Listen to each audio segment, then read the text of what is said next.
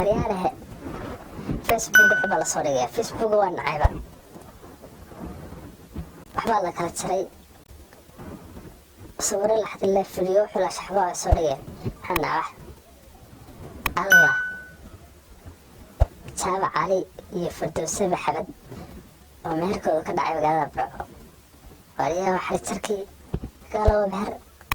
kala aras kala meher Sharbow Sharb هويو maxaa kurtay maxaa gabar soo xawil ولدك يا شنو waxaa doonayaa gabadh buuran oo lugu weyn oo gacbo weyn oo calool weyn oo maroodi leeg inaad ii guuriso taasaa doolaya haddi baayo lagdami inamen ee waa raba buuran haa maxaa ku fursa gabar buuran nooc dakhaygu waa noocaas sidaasa ka hela hoy يا بريا وانا عبس الله على قوتي الله على قوتي بنتقرا وهدوب على الله